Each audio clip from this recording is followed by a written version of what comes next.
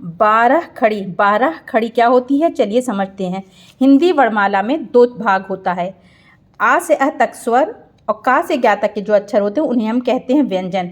तो जो ये स्वर है आ से अ तक के, इनका एक चिन्ह का से ज्ञा तक के जो ये व्यंजन है उन पर लगाए जाते हैं, और जब वो चिन्ह या वो निशान इनके साथ जुड़ जाता है तो इसका मतलब है कि इन स्वरों की आवाज़ जो है अब इन व्यंजनों के साथ जुड़ गई है, इस जिसे हम कहते हैं मात्रा।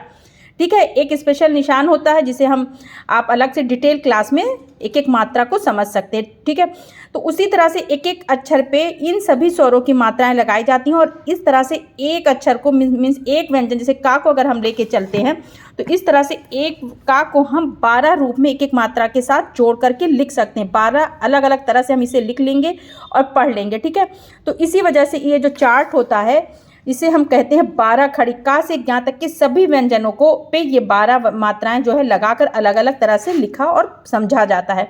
ये अगर आपको डिटेल में देखना है तो एक एक मात्रा की क्लास आप अलग से देखिए, जो कि आप अच्छी तरह से समझ सकते हैं, लेकिन एक बार इसको समझ लेंगे तो आप आसानी से हिंदी पढ़ और लिख दोनों लेंगे। डिटेल वीडियो के लिए चैनल पे विजिट करिए, 12 खड़ी अच्छी तरह से समझने पढ़ने के लिए और मात्राओं को समझने के लिए।